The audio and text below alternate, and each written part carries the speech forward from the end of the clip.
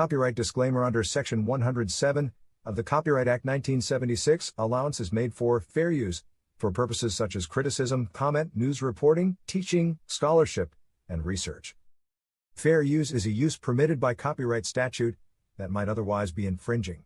Nonprofit, educational, or personal use tips the balance in favor of fair use.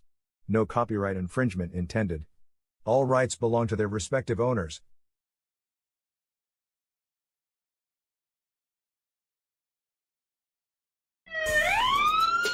This is War Cry. We're on the wall crying out for our children, our communities, our schools, our churches, our families. This is War Cry. Welcome to our reality. Gun violence, Chicago, Philly, Detroit, New York, Atlanta, just to name a few. Our black children are dying day by day. This is War Cry. Police brutality. Hands up! Don't move. I can't breathe. Hashtag Black Lives Matter. Hashtag All Lives Matter to Christ. This is War Cry. Drugs, rape, mass shootings, school violence. This is War Cry. Galvanizing people to pray for our children and to take action. Let's march on Washington. We want prayer back in you. This is War Cry. Cameras, memorials in every corner in our neighborhood. Who died this weekend? Oh no, not Miss Martha's grandson. This is War Cry. He was only 16. His brother died last year. He was only 13. This is War Cry. We the people. We're the elected officials. This is War Cry. We need the church. Where's the church? Only on Sundays. Get to the streets, church. We need you out there. This is War Cry. Girl, be gone. Boy, be gone. Mothers crying. Fathers being locked up. Welcome to our reality. Identity crisis. This is War Cry. Oh, they're trying to remove our history off the textbook. Oh, critical race theory? It makes them feel bad. It's our reality. Fake reality shows. We want the real truth. Stay woke. This is War Cry. HBCUs under attack. This is War Cry. Equal pay for what we do. We want a reparation. This is War Cry. Ashes to ashes, dust to dust. Wait a minute. Is that somebody else they're burying that looks like us? Only 12. This is War Cry.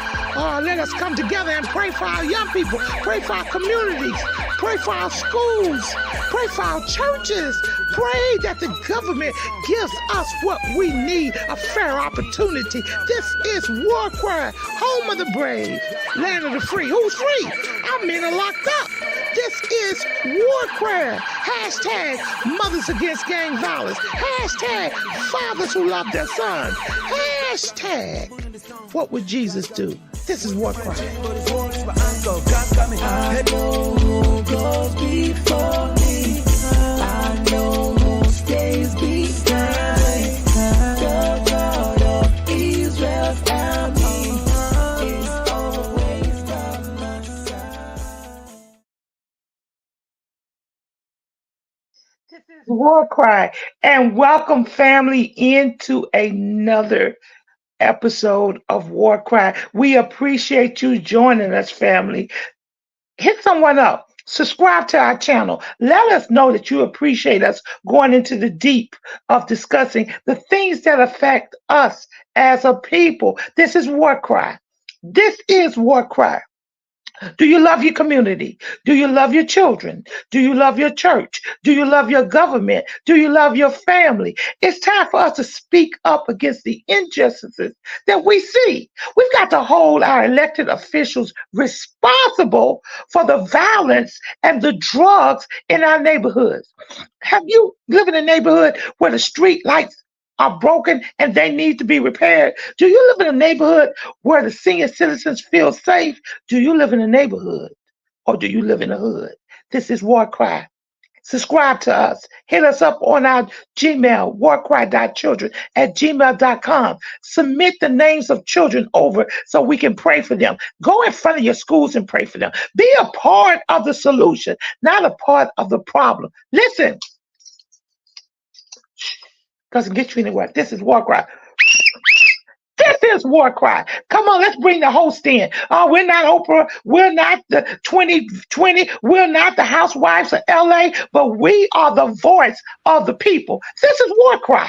And we're glad that you decided to join us today. I am very excited about this show, broadcast War Cry today, because I got two people on here that are just as radical as I am. Now, you know that I am radical. I love my people. I fight for my people. And I fight for any injustices that I see among poor and oppressed people, people who've been marginalized, people who don't have a voice. Yeah, the haves versus the have-nots. When is somebody going to reach in and help pull some of us up? This is War Cry. This is War Cry. We're not politically corrected, but we're Christ directed. This is War Cry. And we're so excited today. We're going to do a video. Please, engineer, please put our first video on before I introduce our first guest. The first video. And I am excited. I'm State Representative Bruce Antone. And as a state representative, I am the people's representative in Tallahassee. So not only do I represent the 180,000 folks that live in the district I represent, but I represent everybody across the state of Florida. So you have to get involved. You have to call your elected officials for this. City council person, county commission, state representative, state senator, U.S. congresswoman, U.S. senator, and you have to communicate what are the issues that are negatively impacting your community. Okay, is there too much crime? Is there too much traffic? Or is trash not being picked up? Are there too many planes flying too low over your community? Is there too much trash on the street? You have to get involved so that you can make sure that your community is not left behind. We are the change that we've been waiting for. Yes, I want to introduce you to Florida State Representative Bruce Antone. Representative Antone, please come on and tell us something about yourself. I just wanted basically to do the introductory video.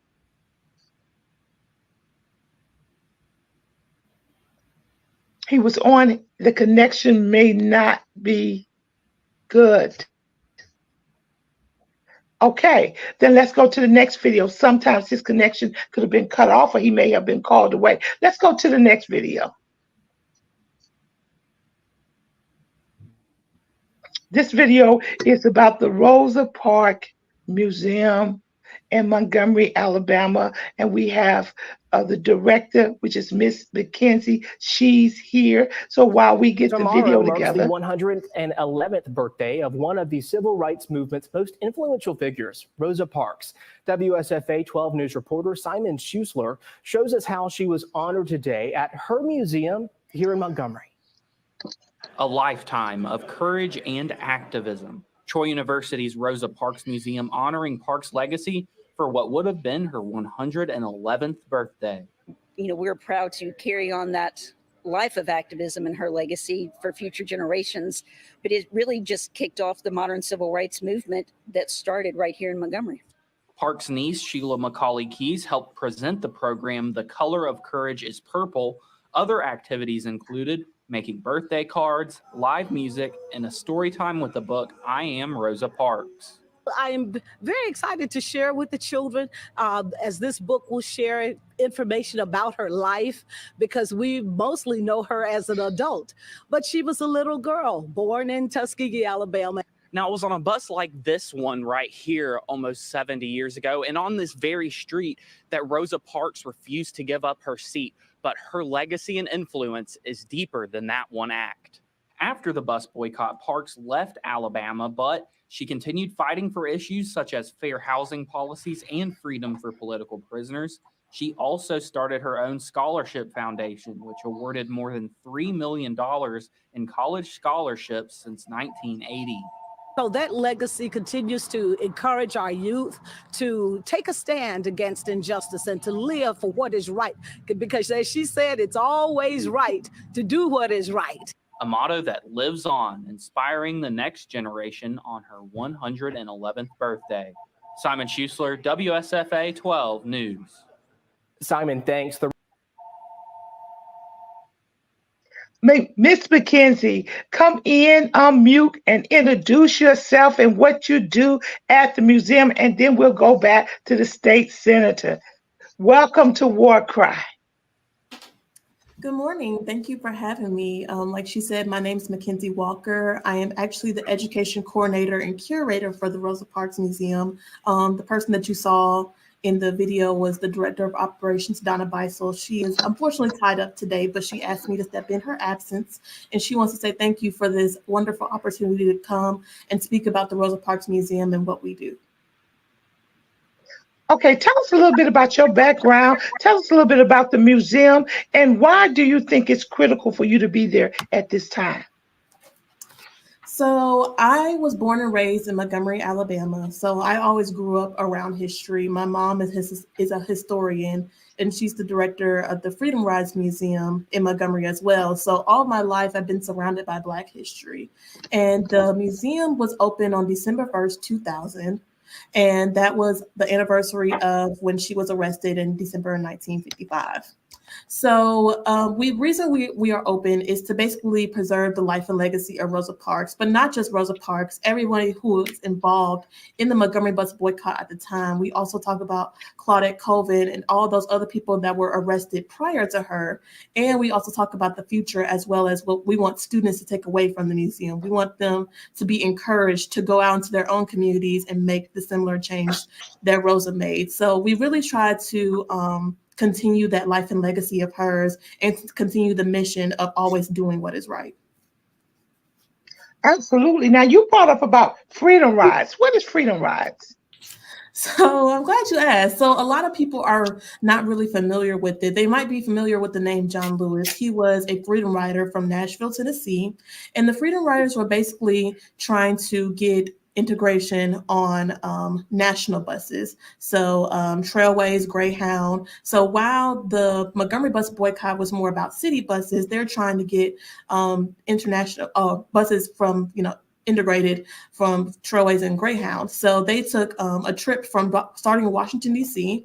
and going throughout the South. So they went through the Carolinas, Georgia. They ended up going and stopping in Birmingham and Anniston and were attacked in 1961, and they were also attacked in Montgomery, where that is the place, the Freedom Rides Museum is the place where they got attacked on May 18th in 1961. John Lewis, Bernard Lafayette, they were all attacked at the Greyhound bus station here. So that's something that a lot of people are not familiar with, but a lot of people might get it confused with what we do here as far as the Montgomery bus boycott and the Freedom Ride. So I just wanted to make that distinction.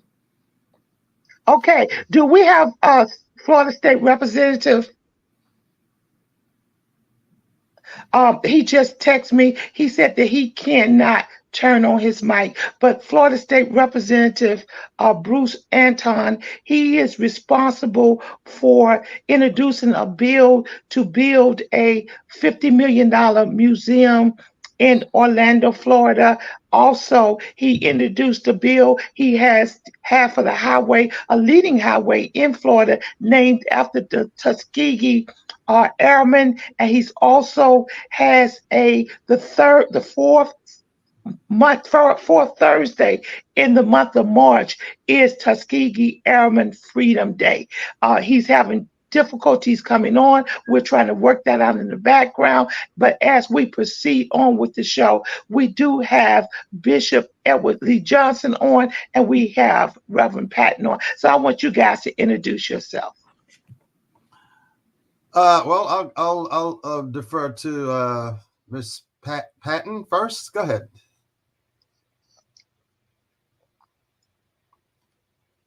Ms. Patton, your mic is muted. There okay. All right. Good morning. I'm happy to be here. Had a little problem getting it on, but God be the glory. I'm here. This was to show you that I've been an educator for many, many years, and I had written my dissertation on the African American for the New York State Algebra Common One Regents examination, where we examined how our children were responding to the Algebra 1 Common Core Regents examination. The findings were not surprising, but it's been very difficult. And that finding that we have found during that time is that our children was not producing because the level of how they were introducing the algebra had changed, and the children were not able to grasp it. So that has been like an ongoing conversation in the educational community. And then with COVID hit, and the children were not properly educated, which has always been my situation that I have been always concerned about, because when the children are not properly educated, they cannot properly succeed. And that has to do with everything, not only education, Rosa Parks Museum, the Black History Museum, all these things encompass our children and open their minds for them to be educated, for them to understand not what they need to do academically, but who they were in the world and who they are in America. Okay, Dr. Johnson. Good morning. I'm Edward Johnson. I'm a pastor. I'm a father. I'm a husband. I'm an author. I'm an activist. I currently work in a historic town here in the greater Charleston, South Carolina area that was founded literally 2 years after the Civil War by freedmen who left the city of Charleston and traveled about 20 miles north on the South Carolina Railroad and purchased about 500 acres of land and established this little town. It's currently called Lincolnville because they named it after Lincoln, because he was instrumental in helping to free the slaves through the Emancipation Proclamation. And I didn't know when I came here 40 years ago that the Holy Spirit was preparing me to do the kind of activism that I'm currently doing. But I'm writing my 27th book as we speak. I just released one of my latest books. Is titled The Autopsy of Slavery and the Bible. And I was the first author that did a scholarly presentation here in Charleston. For those of you who may not know, we just opened a $100 million International African American Museum here back in June of last year. And I did a presentation there in October from my book. And in this book, I'm addressing much of the information that was purposely left out of the history books as it relates to the history of the country overall, and particularly the history of slavery. As a nation who claim to have been founded on Christian principles, we have never lived out the gospel of Jesus Christ in this country as a nation.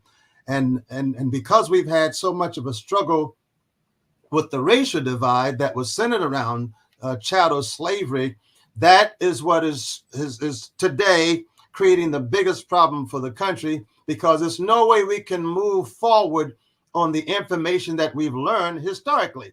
And so I addressed that in the book. And just briefly, in the book, chapter 1, I talk about slavery in the Old Testament and slavery in the New Testament. And chapter 3, I talk about the trauma that's still on the culture today, both black and white. We often think of black people being traumatized by slavery, and they are, but white folks are equally traumatized. They just have a different type of trauma. And all of this inhibits our ability to relate to each other properly. And then in chapter 3, I talk about chapter 4, rather, I talk about chattel slavery. Now, chattel slavery does not exist in the Bible, period. But I can tell you 90% of all of the scholars in America, maybe 98 to 99%, they never distinguish the difference in their writings. In fact, you can have a PhD and still do not understand this information. And you might say, well, Johnson, what makes you so different? I'm a prophet. I'm not a scholar. The Holy Spirit took me on a journey a half century ago to teach me this information. And I don't want to overtalk my time here, but I'm trying to set it up here. But no, go ahead. No, it's important. And that's probably one of the reasons why Representative Bruce Anton can't come on, because it's important that he connect with you and he can connect with you, Mackenzie. He's trying to bring a museum, a Black museum, into Florida. And it's one already been brought in last year with you, Bishop Johnson. So it's important that I give you his information and you guys connect, because in that museum, Dr. Johnson, you need to have your book. Yes. Mackenzie, in your travels, in the museums where you are, Dr. Johnson's book needs to be incorporated. And you may be saying, why? Because guess what? All of the freedom riders, all of the civil rights people who fought for us, all of the Dr. Kings, all of the Rosa Parks, all had a religious background.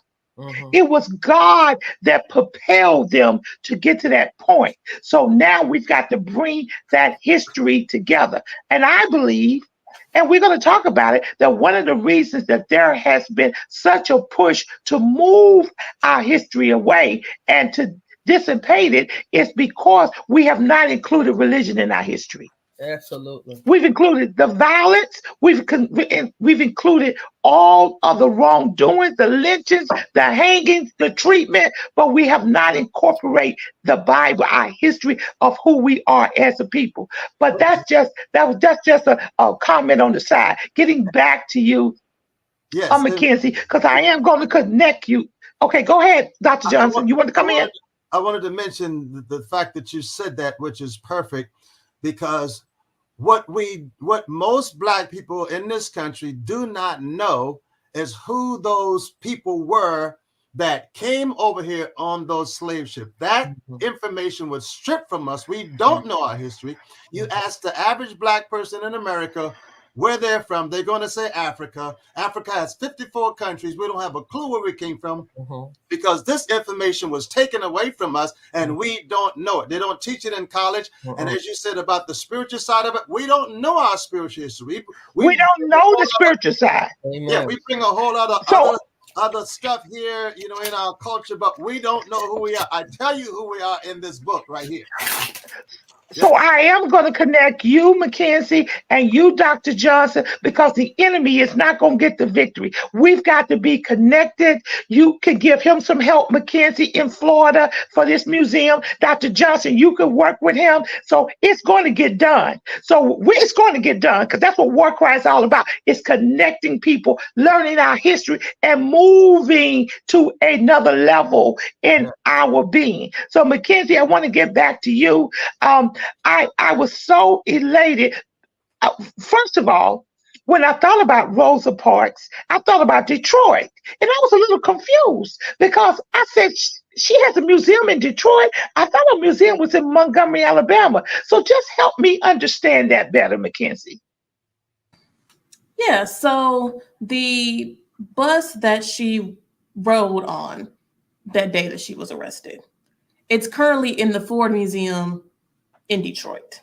I think a lot of people, when they come here, we have a exhibit in our museum that shows the virtual reenactment of the day she was arrested, and it's a bus similar to it. And a lot of people ask, "Is that the bus?" And we say no. It's very, very similar. If you look at it and look at the bus that she was arrested on back in that time, they're very similar, but it's not the exact bus. So a lot of people will go to Detroit and see the Ford Museum as well as where she resided before she passed. There is some information in the city of Detroit about her. But as far as a museum, we're pretty much the only museum that really kind of highlights her as an individual. There are other museums that highlight her here and there, but we really talk about the beginning of her life until the end of her life. And then also in Detroit, her family still currently resides, as you heard a little bit about her niece Sheila. They try to go around the country, not just in Detroit, but around the country, and talk about her aunt. And she wrote a book. It's called My Auntie Rosa. And it basically, she got all of her Rosa Parks would ask each of her nieces and nephews a question, or they would ask her a question, and she would go back into that time period and talk about her experiences, whether it was with their dad, Sylvester, whether it was with her grandfather, whether it was with her mother. So there's a lot of information that I think a lot of people don't know as far as Rosa Parks besides the arrest. And she was really involved in the community. I mean, she started the youth chapter of the NAACP in Montgomery because she saw that there was a need for these young people to get involved after Claudette Colvin's arrest. And Claudette Colvin was actually in her NAACP youth group. So she saw that there was a need. She saw the power in the voice of the youth. And so she, wanted to use that. And even after she lost her job, she was still, very involved in the community, very involved in NAACP. And a lot of people will ask, well, was it planted? Was she planned? And the answer is no. Simply because it was December. She had worked a long day at work and she was just tired and she didn't want to move. I mean, I can think of a time where, I've been so tired that I didn't want to get up and move. I was just so tired. So it was one of those situations where I think a lot of people kind of thought that all this was planned, but she was just really just tired of being tired. So I think that's something that people really need to understand when talking about Rosa Parks.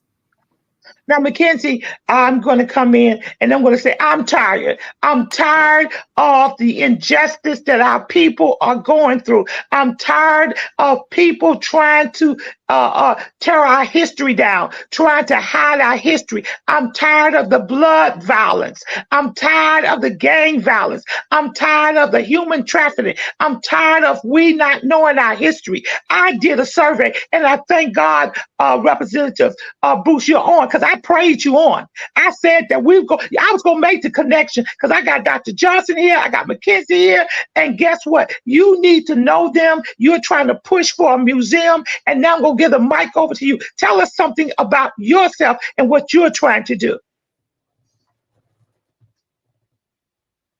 You're mute. I'm mute.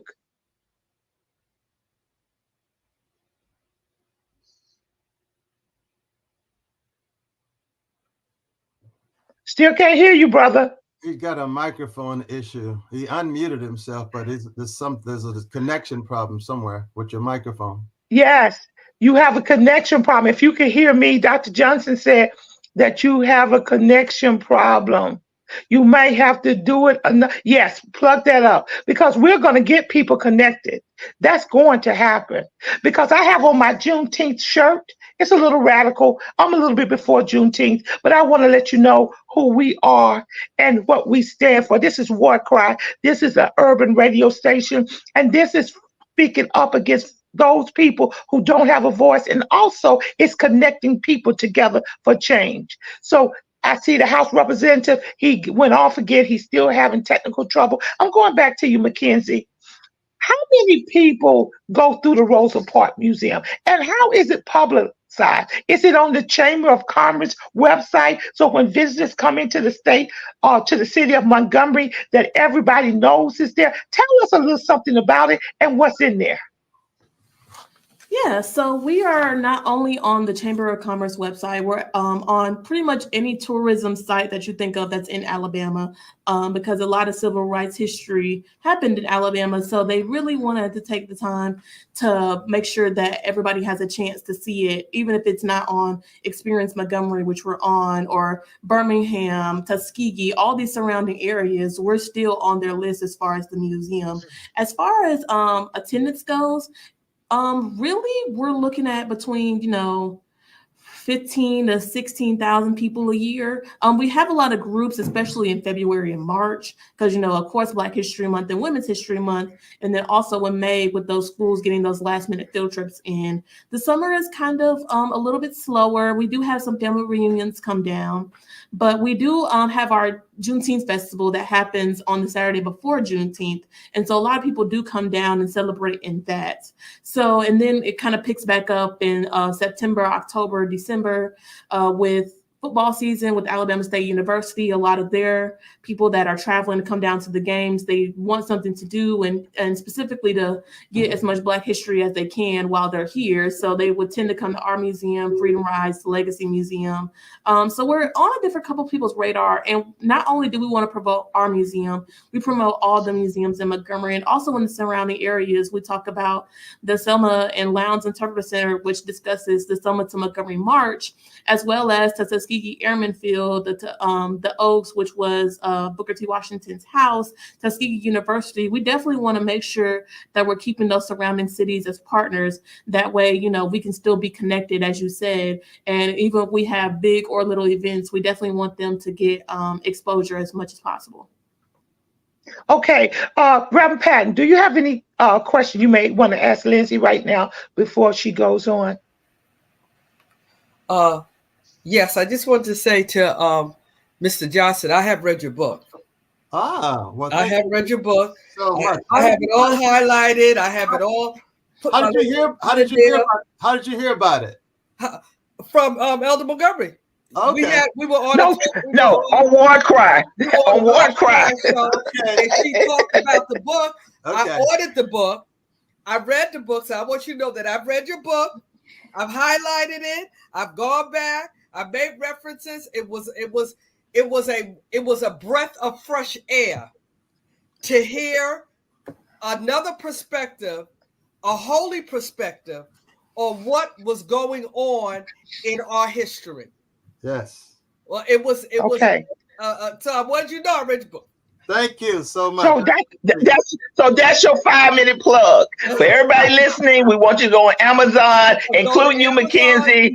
We are going. I am his spokesperson for the Northeastern District. As if we can sell 2 million books, I get a 10%. So let's go, War Cry, and it goes to helping the urban community. It goes to scholarships for our children. That's what it goes to. Not one of our funds go in our pocket. It goes to pick up and spread the news of War Cry. Now, he can never, the book is, even though it's at a minimum cost, you can never he can never pay you for the research he put in there. But that's enough plug for you. Do you have a question for Mackenzie? You have a question for Mackenzie? Yes. I just wanted to say that the information, I sort of have a comment and a question. The information that you have given has been so valuable to make the people, when we go on tour and stuff, to see what is going on in our history. The question that I had, and maybe you had answered the question that I had was about Rosa Parks herself. Did she do any particular writing for like a memoir? Did she do a memoir herself? Now I know her family was involved, but did she actually do a memoir of her experience? So Quiet Storm is one that's one of her memoirs. It was an autobiography, and even though she wrote it, but she was kind of telling the person the information, they wrote it. I don't believe it's published anymore. We don't sell it, but I don't believe it's published anymore. That's the closest as far as any type of writing that she's done. She didn't really do any journaling, really. She had a really good memory. So all of the things as far as books and research that people have done, it's pretty much her just telling her story and telling it over and over again without missing a beat. And that's the same thing with a lot of the elders. They have good memories as far as what they've been through, what they've experienced. Same thing with Fred Gray. He's written a couple of memoirs, and he goes on to speak. I believe he's 92 or 93, and he's still as sharp as he was back then. So a lot of these people, they're really going off of telling other people their stories, and so she didn't really do much journaling because she just always was telling her story, whether it was around the country, around the world. So a lot of people really wrote it for her, but she kind of told her story, if that makes sense. Okay. No, we call it oral transition. Yeah. That's what we do. And that's how the Jews story is over and over again, because they repeat it to their generations and generations. We have the state representative on, but he's still saying that his voice, his mic is not working. Can you hear us now, state representative, or are you still having difficulties? You still having difficulty? Well, I'm going to give you the phone numbers you need anyway. Just listen. We're going to have it fixed and you're going to be back on because you are just as radical as we are. This is War Cry. We want you to subscribe. We want you to share. You know what? You're not going to find another station like this, another podcast, because guess what? We're for the people, by the people, and we stand with the people. This is War Cry. Now, do you have any questions that you might want to ask State Representative Dr. Johnson? Not State Representative, I mean Mackenzie, Dr. Johnson? I was very, oh, sorry. Go ahead. I was very particular. I'm very familiar with Rosa Parks, but I haven't done a lot of deep diving into just her life per se. But I'm happy to hear that, you know, she's being on display, you know, because this history must get out. I did hear some time ago that they were saying that you know, it wasn't Rosa Parks who was actually having the issue on the bus, that she was planted there because she was already actively involved in the civil rights movement. So, you know, you hear a lot of stuff, but it's really, to me, it's irrelevant because it doesn't change the fact that Black people was going through the kind of horrific issue they were going through, driven by white Christians, by the way. I know. And that's really the issue. So thank you. Now, please mute your phone if you're not speaking. Now, I have Representative Bruce on there. You can hear it, right? You can hear. Okay, great. You can hear. I want Dr. Johnson to tell you about the Black History Museum that's in, I think it's Charlotte. Is that where you're from? No, Dr. Johnson is Charleston. Charleston. I'm sorry. How can I forget from Charleston? Because I know you're instrumental in bringing a museum too. So tell us about the $100 million museum there that you spoke at, Dr. Johnson.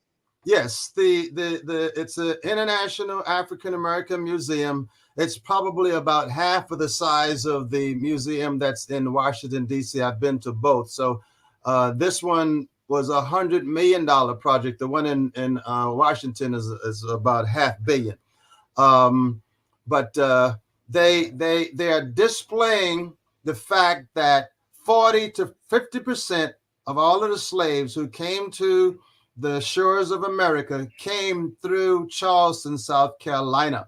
In fact, they put that museum right at the same port area where they disembarked the ship and got on. So they did a beautiful job there. And the museum opened up in July of last year. And I had several pre-trips into the museum prior to it opening. And we're talking about the Bible, and of course, about my book.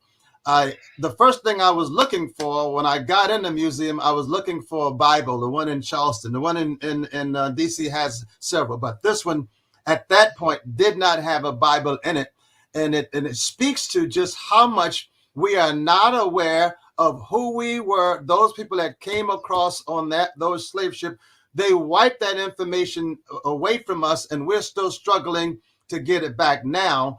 But the museum is an excellent place to get started in trying to learn some of the history. But until we understand the biblical side of this, it's never going to really make total sense to us what happened. And I give you the full story in this book because I've studied this information for at least 40 years now. And they don't teach you this stuff. They don't teach you this stuff in school. I have a younger brother with a PhD, and he doesn't know this information. I had to teach it to him.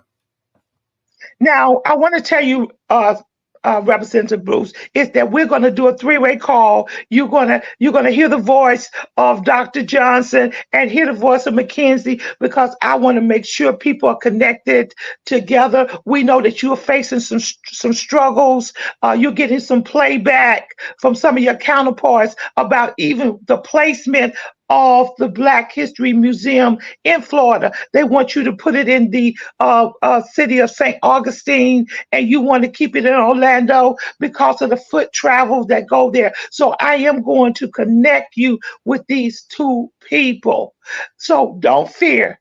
We're going to connect. We're going to connect. We're going to connect. Now, let's go back to you, Mackenzie. Why do you think, first of all, where do you get your funding from? And what support do you get from the Black churches, Mackenzie? So we are owned and operated by Troy University. Where we are is Troy University, Montgomery. The main campus is in Troy, Alabama, which is about 40 miles south from Montgomery. So we are a public institution, and a lot of our funding does come from grants as well as private donors. A lot of the grants that we do, they're pretty much, we're trying to get the museum upgraded. It will be 25 years since we open next year. And while we have upgraded the technology, the exhibits need a huge upgrading as far as upgrading the information, updating the information, as well as in making it more sensory friendly and kid friendly in our museum. And what was the second question you asked? I'm sorry. And why do you feel the need for an institution like this, to the Rosa Parks Museum, to be upgraded? And also, do you feel the pressure on people trying to want to close our history down? So the old saying goes, if you don't know your history, you're doomed to repeat it. So if we don't know our history, we're doomed to repeat it, or we're doomed to go back into those enslavement days, as far as enslavement in the mind, enslavement in financial crisis, enslavement in all types of aspects. And so I think it's important because, especially for young people like me that want to get involved and to keep it going, because these people that have started, they're either, gone on somewhere, or they're, retiring, and they don't have the energy anymore. They're getting into their 70s and 80s, and it's time for them to pass on the torch. So it's important for people like me that are young, that have the energy, that want to educate the children, that want to educate the people in Alabama, who want to educate the people around the country and around the world, not only about Rosa Parks, but Black history, period. There's a lot of history that goes on even past the Montgomery bus boycott. One of the things that we discuss in the museum is that even though on the bus you could sit wherever you wanted, the bus stop was still segregated. So you still had to wait. Oh, wait, hold it. Let's go to that.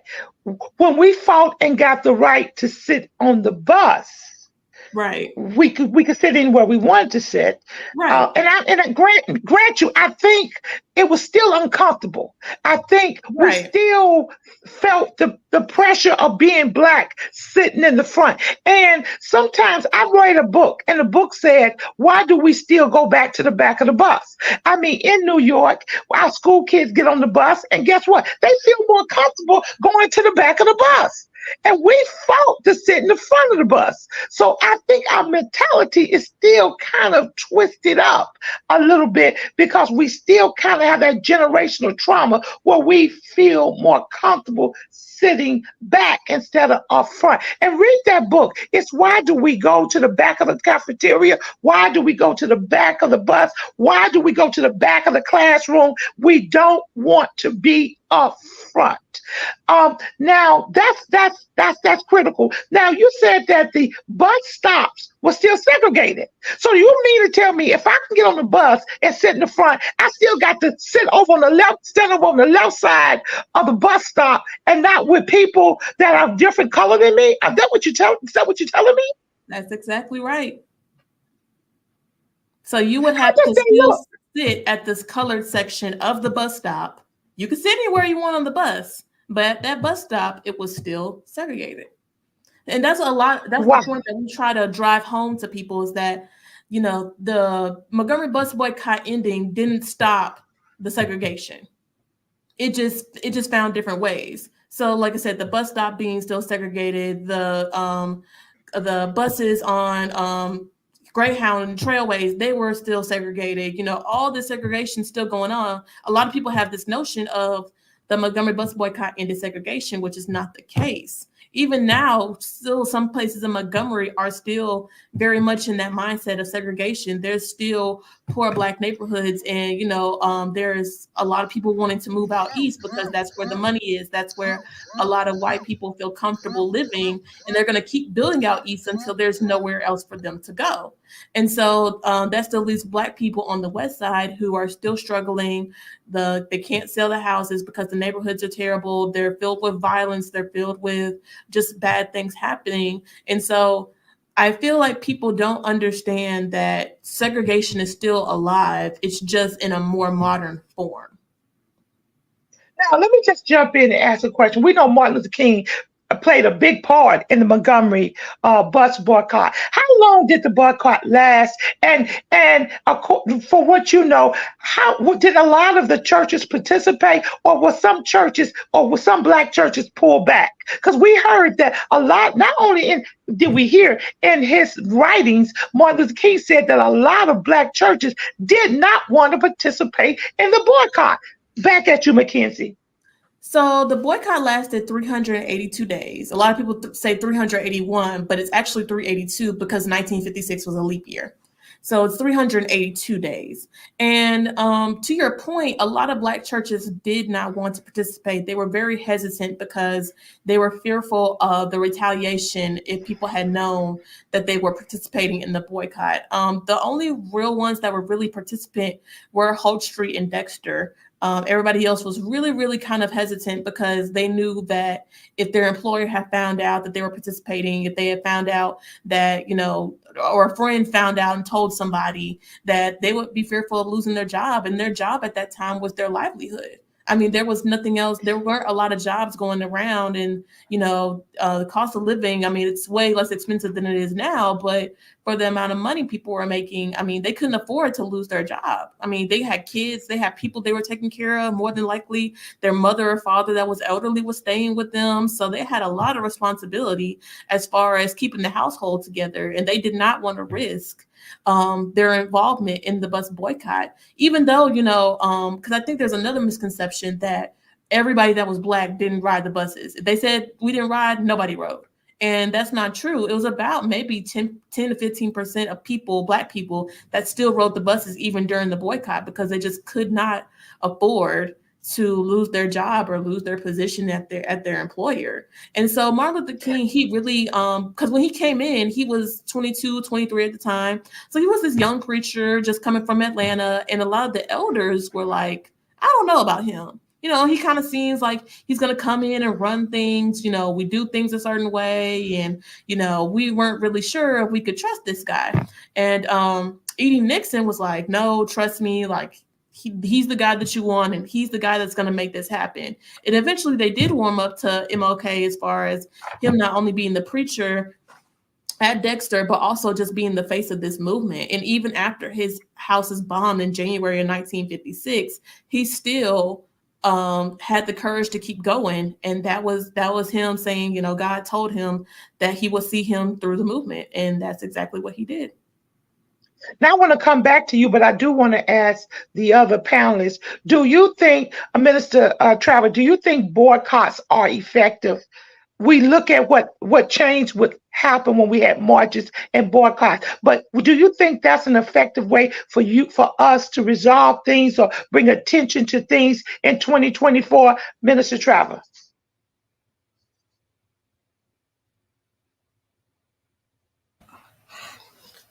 Yes and no. It has its place in our history, but it has not been the only way to be effective in our history.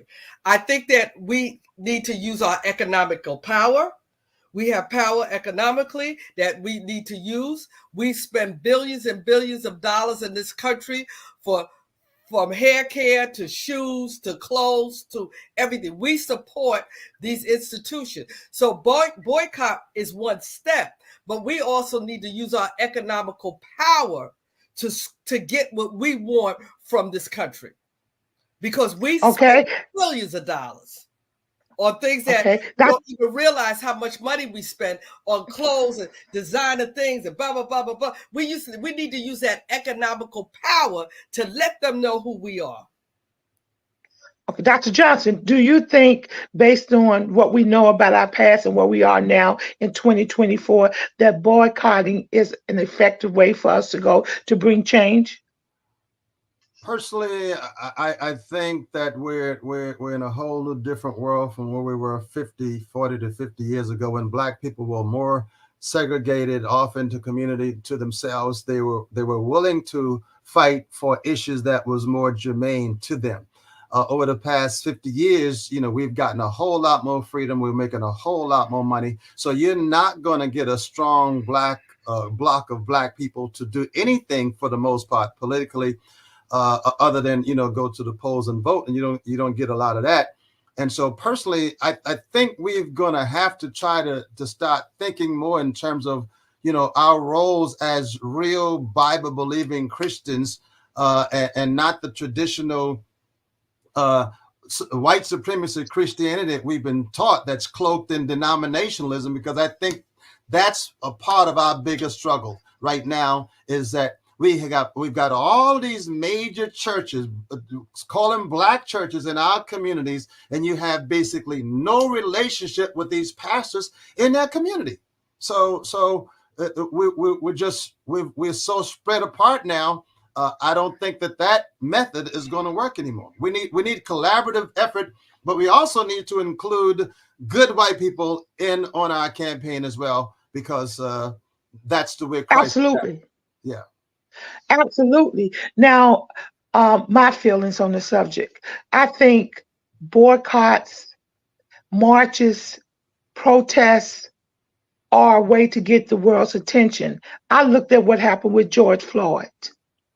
The world can speak through passive resistance and the gathering and the coming together, and we can get the attention of the world that way. And that's what happened with George Floyd and many other people that protest throughout the world. That's why we have the George Floyd bill that's still sitting on the desk of at the White House and not passed yet. And we need to get the bill passed. Now, economical resistance is still a boycott to me. It's still a boycott. If we don't even know who's sitting on the boards of the products that we buy, we don't even examine the cast of the boards to see if they have the same agreements that we, or the same value systems that we have. We don't even know if they support our Black institutions, our Black colleges. We don't know if they give to our Black organizations. We never examine that. We just buy. We just buy. We just buy. Just as Christians, we don't know if some people sitting on these boards are atheists and Satanisms. And we don't know, because as a people, we just buy. And I think we really need to know who's sitting at the top of these things that we support. Do we have anybody sitting on the boards of Pepsi Cola, on the boards of McDonald's? Do we have people that represent us sitting up there? And we don't care because we just buy. Mackenzie, back at you. What do you think? So I think boycotts are a good strategy point as far as getting people's attention. I think the way the young people are trying to boycott now when it comes to Israel and Palestine, they're not having any structure behind it. They're just kind of acting off impulse. They're angry, they're upset, and they have a right to, but they're getting the people's attention for 5 seconds and it's on to the next news story. I mean, people are walking out of graduations. People are doing things as far as, protesting on their college campuses, but it's not really keeping anybody's attention. It's not really a whole bunch of, CNN, MSNBC, they might do a news story about it, but it's not constant coverage of these young people are doing this, these young people are doing that. And so I think a lot of things one of the things I think people need to understand is that boycotting, there's a structure behind it. There's a way to do it as far as how it's going to be effective. Because after they saw in the Montgomery bus boycott that after a day that, okay, we think that this could work. And so they voted, hey, do we want to keep it a day or do we want to keep going? And the people of the community decided, we're going to keep going until there is actual change, paper in hand, change done. And so I think the young people today are just looking for that instant gratification and not thinking of the long-term effects of, okay, are you going to keep going because it's trendy, or are you going to keep going even when you're not trending, even when you're, getting only 10 and 15 views? Are you still going to keep, how passionate do you feel about this topic? And so I think that's something that people have to ask about themselves. Do they feel that do they have this passion for, as far as the topic that they're protesting about? I mean, George Floyd, it was all over the world. I mean, and they said we were going to keep, I mean, it was COVID, so people ain't had nothing else better to do. So we were like, we're going to keep protesting until something is done. And so, you know, people are now, it's just slowly dying off. They see that that's effective, but now people have no structure behind it. They're not going to their representatives in their state. They're not going to their representatives in their local communities. They're not going to their school board saying, hey, why are these libraries, why are you telling us that we can't read these type of books about our history? And so that's where they had to start. You can't, my mom always says, you can't eat the elephant in one bite. You have to start off small. Start with your local, you know, start getting voted, you know, voter registration. The more votes you have, the more power you have. You know, start doing the small things in the community and then work your way up into the White House, then the state legislators and whoever, because they're not going to take you seriously if you're just doing one little protest. They're like, you know, not that you need to go and burn somebody's house down or something, but you need to, you know, keep it going. Like I said, even if it's 10, 15 people that are liking your Facebook post and you're really passionate about something, you have the heart to keep it going, then keep it going, even when nobody's looking. The people in the boycott were not looking to get international attention. They just wanted to get the attention of the mayor. Was like, hey, we're gonna, since you said we deserve this treatment, well, you don't deserve to get paid. I mean, $3,000 a day in 1955 is almost $1 million today. I mean, that's how much money the bus company was losing. You got to hit their pockets. And so these young people, they're not understanding, that it's not clicking to them. I think eventually it will, but with a little bit more help from the elders, and if they sit there and observe and take in all that knowledge, I think they'll get where they're trying to get, where they're striving to get. But I Now, can I let me just answer this question. Just 1 minute, Dr. Johnson. Now, you're under Troy University. That's who supports the Rosa Parks Museum. Is that right? Yes, ma'am, that's correct. Okay, so the funding that you receive is from Troy. It's not from the state or the local government. No. Okay, why is the money not, since this is a national museum and it's so important, not only to Montgomery, but for the whole state of Alabama and to the whole world, why isn't there more funding coming there when we know that it takes more than just what you get from Troy University to support it, and you would not have any problems upgraded? Why do you think that has happened? That the congressman, the state representative, that no one is fighting to get more money to a historical Black museum as critical in our history as Rosa Parks? Back at you, Mackenzie. I think it goes back to their priorities. I mean, their priority is other things that do not involve the museum, as far as civil rights tourism. They feel like the Legacy Museum is one of those things where, you know, it's going to bring the most people. They've upgraded to almost 2 hotels. Well, the hotels will be done at the end of this year, and then 2 more restaurants. So, you know, I think personally they just don't see us as a priority. Now, when we get to the 70th is going to be next year. And of course, everybody's going to want to jump on a bandwagon of, oh, we want to donate. Oh, we want to do this. Oh, we want to do that. And we're actually in the early planning stages of that for next year now. Well, in the next couple of months. But I think it's because we haven't let them be a priority. We haven't gone to the Capitol, which is up the road from us, and said, hey, we need to talk to Governor such and such because we need more funding. This is what, if you truly feel this way about Black history and whatever, we want to get more funding. How do we get that? How do we get in touch with people? And if you're not going to give us the funding, then we're going to go out and get it on our own. I mean, that's how, you know, African Americans have made it this far. We haven't been handed anything. And so I think, you know, it's just, we haven't really tried to even rely on even our own university. You know, they might give us some support here and there, but as far as the events that we do, as far as the summer camp that we do, we fund that, you know, basically all on our own between donations and private donations from the state and local legislatures. Even with the Juneteenth Festival, J.C. Love, who's our probate judge, our mayor, is donating money for sponsorship for us. So it's not like Troy University is handing us $50,000. We have to go out there and tell our local legislation, the people that are talking to the governor on a daily or weekly basis, hey, you know, I'm giving money to these issues. And maybe they'll tell other people in their Congress. They'll tell other people in their circles, hey, this is what I'm doing. This is what I believe in. They need funding. They need help.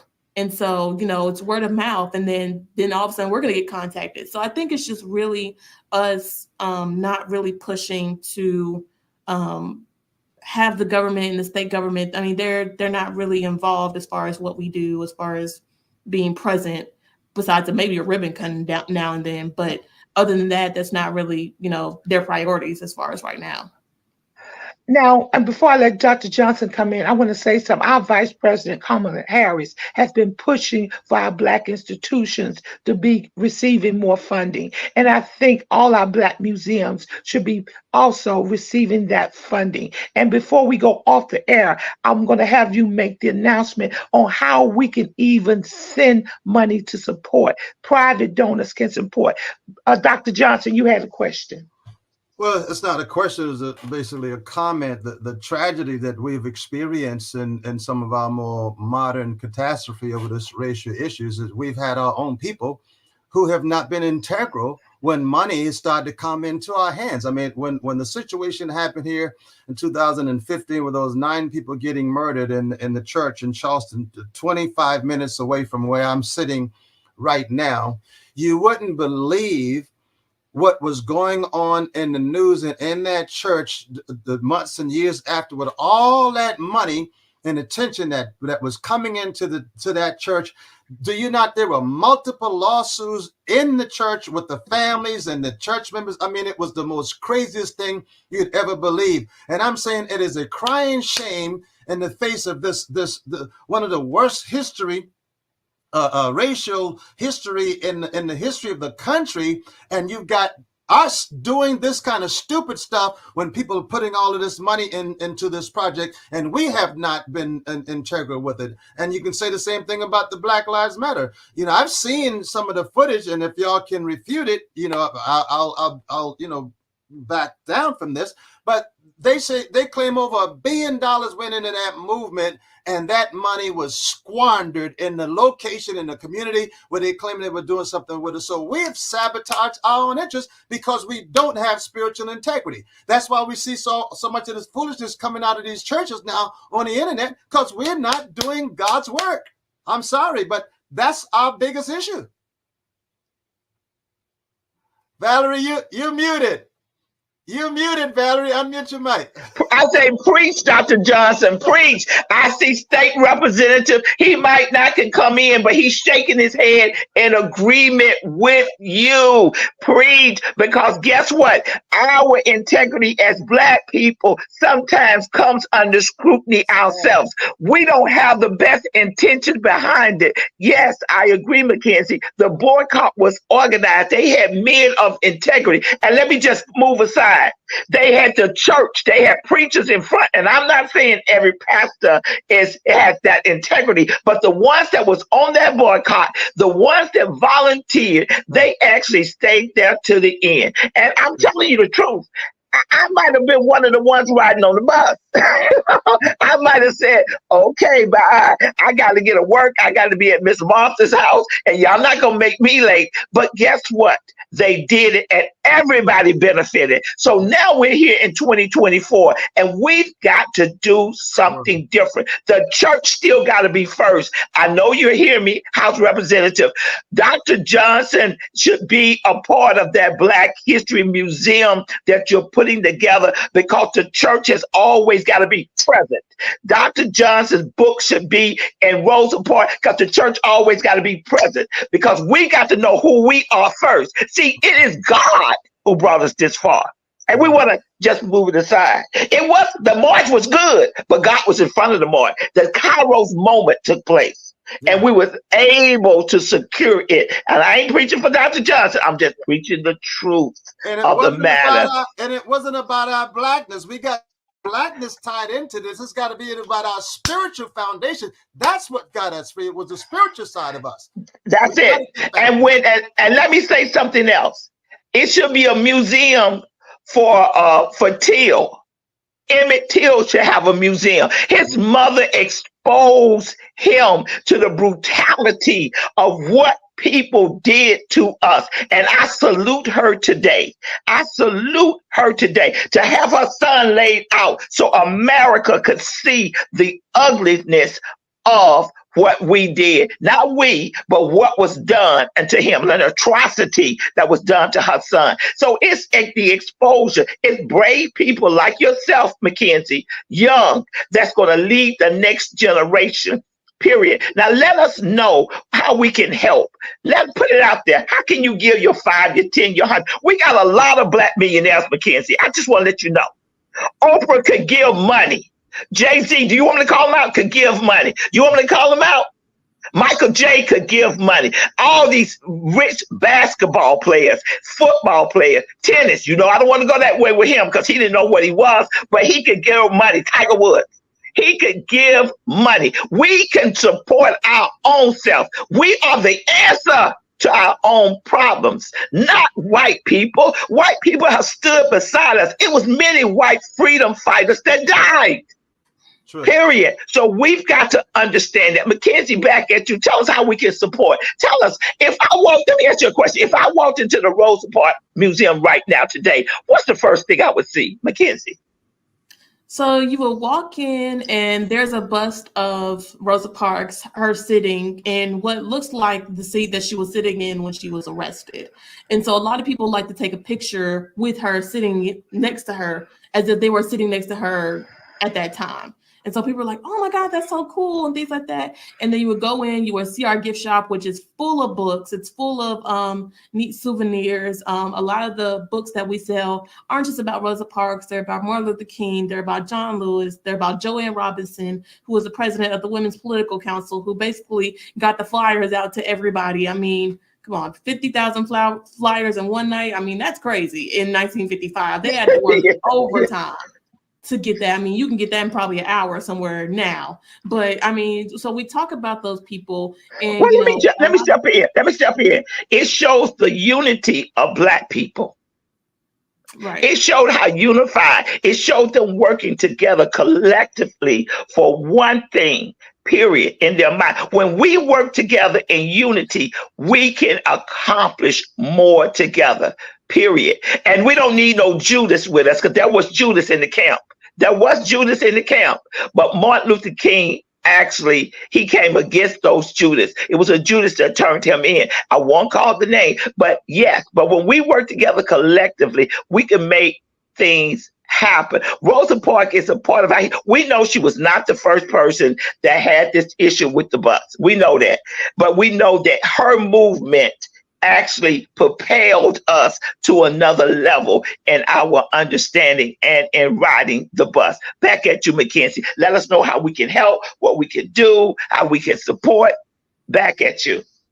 So yeah, so you can go to our website. It's www.troy.edu/Rosa Parks.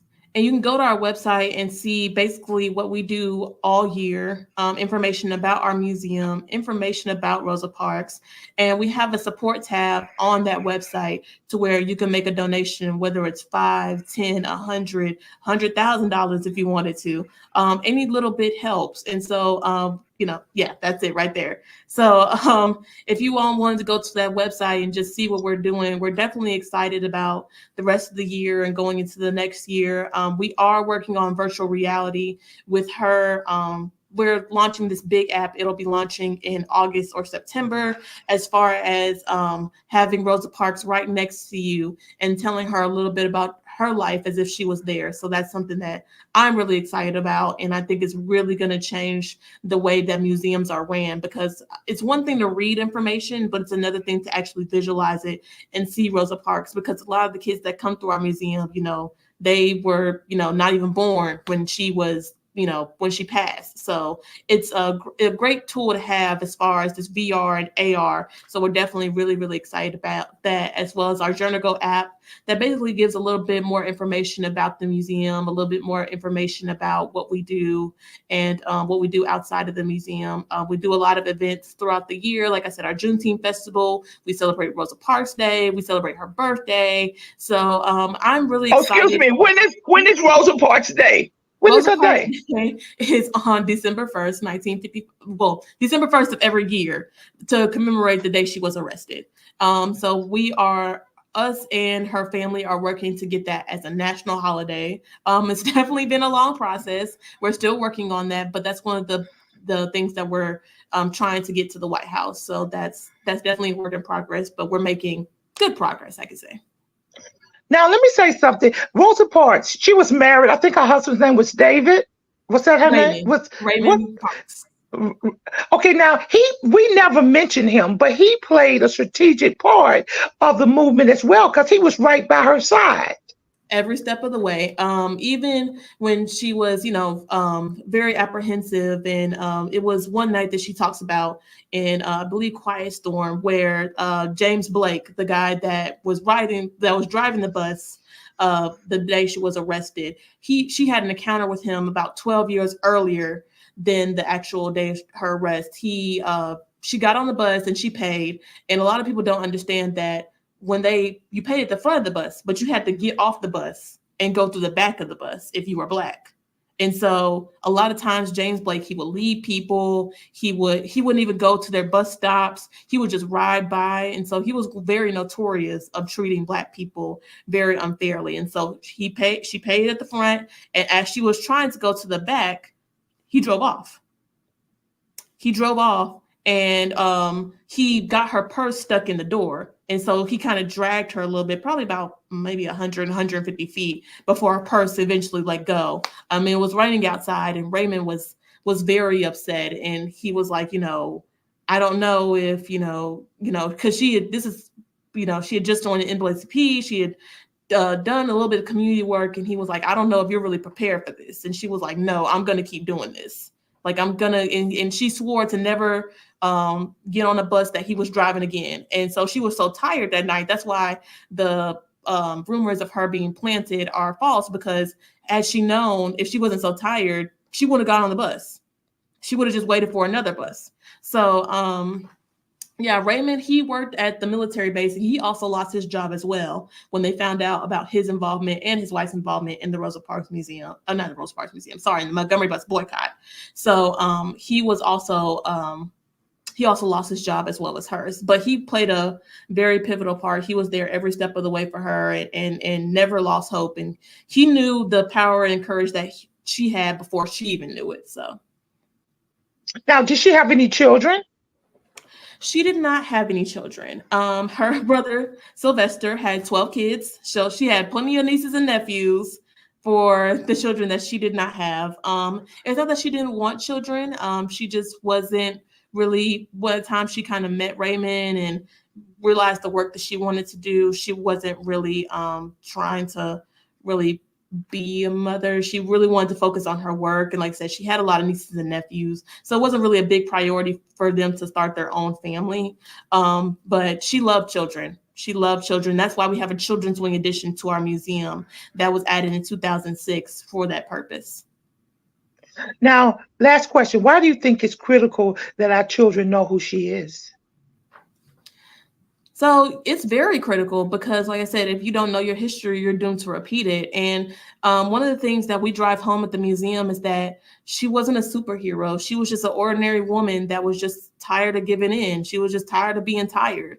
And so we try to tell children that you don't have to have these accolades. You don't have to have 10 degrees and all these things that society is telling you to have. If you want to make the change, all you have to do is go around to your local neighborhood. Even if you want to try to get a cleanup done in your neighborhood, go around and start a petition. All you need is a couple of hundred signatures, and you got a movement started. Or even if you're tired of the violence, if you want to try to make change in your schools, if you want to try to make change in your community centers, or if you want to try to make change in your own state, you start and you start connecting with people that are in those positions, like your city council, your school board, the people that your parents might work for. They might have some insight of how to help you. And so that's what the message that I want to leave with people is, that she was not an ordinary citizen. She was an ordinary citizen, but she did an extraordinary work. So.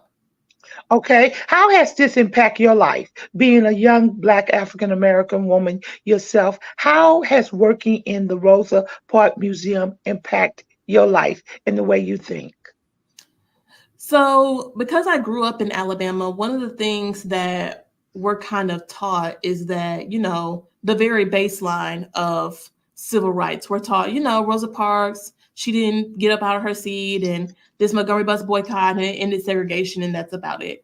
But to see people that look like me work in a museum about Rosa Parks, it makes me happy because these are the type of people that should be working at the museum, people that look like us, people that have the passion that I have as far as Black history to keep it going.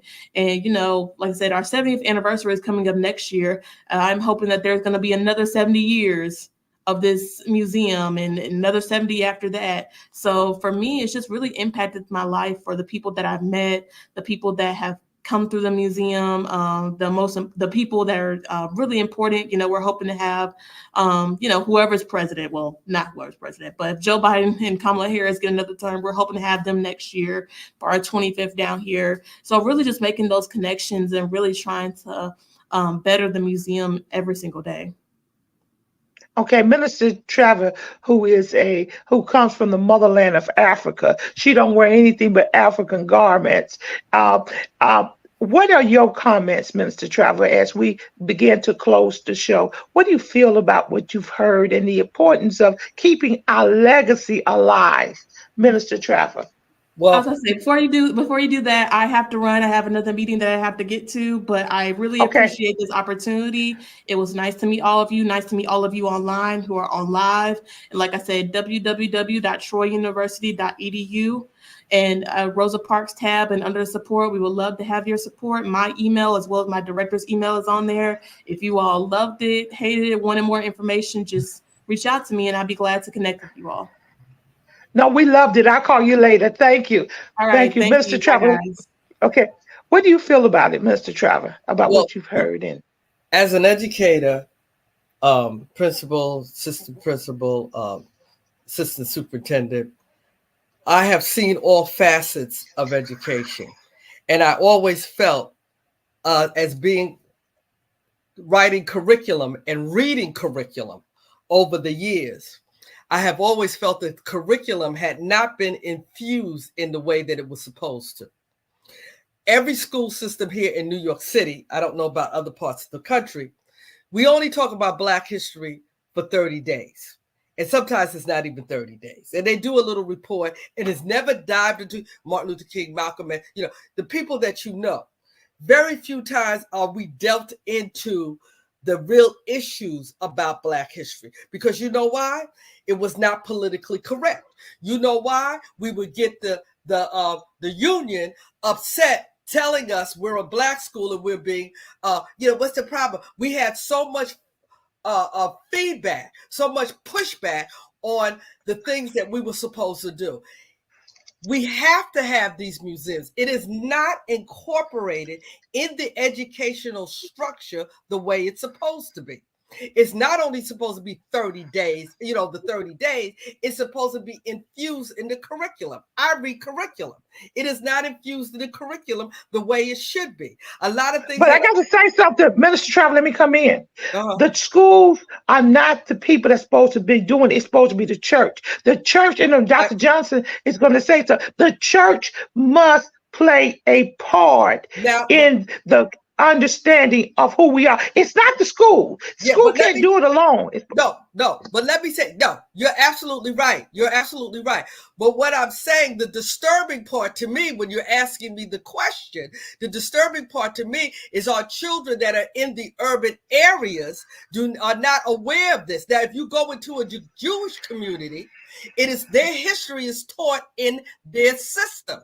And why? Because the church is a part of the school system.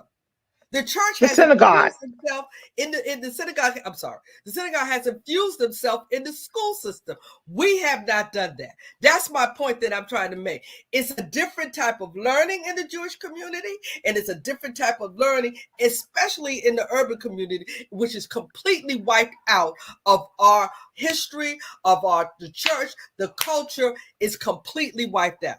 And it's a big difference. Now, let me say something. Teachers played a big part in the civil rights movement and the influence of on the students. But I don't see that happening today. Why? Absolutely. Because that era of those people, you got to understand, are retired. They might have passed on. You understand? So that zeal and that understanding and that fire is not there. You have that young person that came on because she has a fire. You come in now and you see these teachers, their mindset, I can't explain to you, is totally different. Their mindset is, they don't, why? Because when they went to college, they didn't know anything about Black history. But black teachers must care about all kids, period. And the schools were segregated. But if you live in an urban community and you see that the children do not have any hope, any pride in who they are, if you see that, I see that. If you see that they don't have any hope and pride in who they are, and the teachers are not, because it's just a job. Okay, that's the critical thing. Teachers, your jobs. Teachers, who all teachers that's listening, that's going to hear this program, your job is more than just a job. Yes. Your job is to care, just not for Black kids, but all children, period. So it cannot be just a job. No, that's the point. What is going on now with our children, with these teachers and administrators, is just a job. They're trying to hit the point, the benchmark of the Common Core. They're trying to hit the benchmark of the social studies. They're trying to hit the benchmark, and what they're doing is teaching out of the curriculum, but they're not teaching out of the love of the subject. That they will let the children open up their mind and delve into, what is this? What is this? Okay, Dr. Johnson, I'm going to bring you up. Why is our history such a problem to white folks? Dr. Johnson. Because white people know that they're living a lie. They have stolen our legacy and made it out to be theirs. And now that some of us are really, really coming back into this knowledge, they are trying to rewrite history. In fact, I'm scheduled to meet with a guy in about 30 minutes. He came here last week. This is a white guy, very accomplished dentist. He has dentists, 10 or 12 different locations of dentist schools around. And he's one of those white guys that are trying to deny the history of America. I was telling him, he has this book. He said he read it. He didn't read the book because I told him that America was not a Christian nation based on the Constitution. He said, what do you mean? I said, God, Jesus, nor Christ is mentioned one time in your Constitution. That's not a spiritual document. And he said, well, slavery wasn't a part of America founders. I said, the 3/5 clause in the Constitution and the Fugitive Slave Act is in the. He didn't know none of this stuff, and everything he was coming up with, he's talking this modern day stuff like Rick. What's the guy named down in Florida? The governor, Rick. He's talking the governor. Governor. He's talking this modern revisionist history stuff. These Trump followers, they're ignorant of history and they're mad because they're seeing the gains that Black people have made over the last 50 years. And they're doing everything they can to try to crush this information. But again, this happened because of God, and they're not going to be able to stop it. But our biggest problem as Black people today is our spirituality. We have got to get spirituality back. We don't have that root that we had 50 years ago. This generation today, this is a cookie and candy spoiled generation. That's why they go and burn down stuff. They don't care. We got a different generation, and until we get this moral compass back, I'm afraid to think of where we're going. This is war cry. You heard it first here on War Cry. It's not politically correct, but it's Christ directed. So this is War Cry. Join us next week for another exciting show if you want the real deal. Now, if you don't want the real deal, then continue with the fake news, as one of our ex-presidents said, and that's all you're going to get. It's fake news. War Cry, we're praying for you. We want you to pray for the kids. We want you to pray for the government. And guess what? Jesus is still king. This is War Cry. Love you guys. Love you. Love you. Love you. Love you. You are close like no other. I know you as a father. I know you as a friend.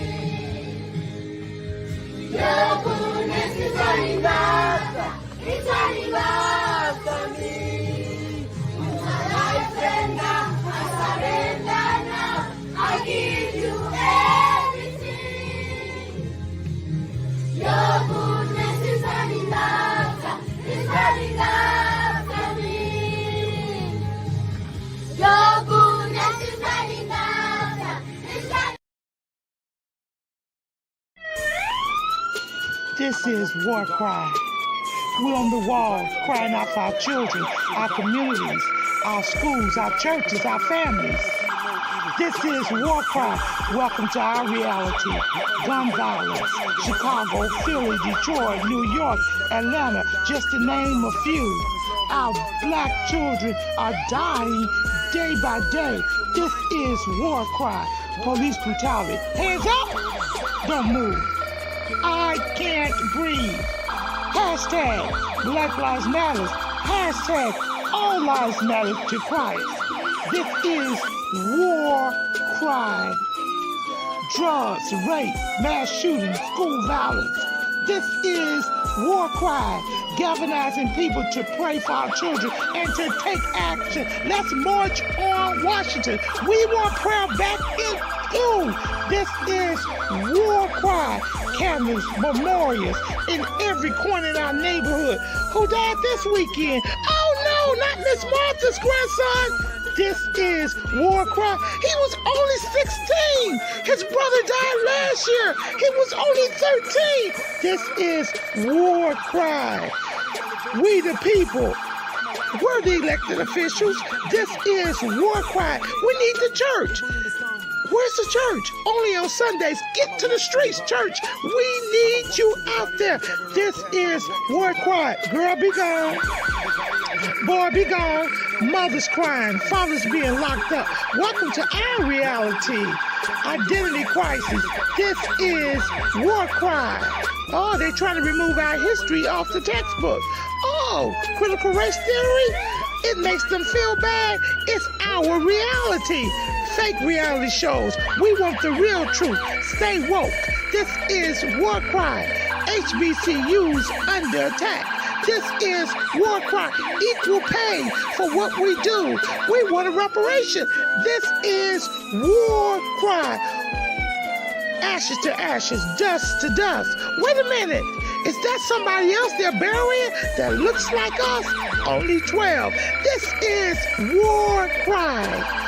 Oh, let us come together and pray for our young people, pray for our communities, pray for our schools, pray for our churches, pray that the government gives us what we need, a fair opportunity. This is war cry, home of the brave, land of the free. Who's free? Our men are locked up. This is war cry. Hashtag mothers against gang violence. Hashtag fathers who love their sons. Hashtag what would Jesus do? This is war cry. I know who goes before me.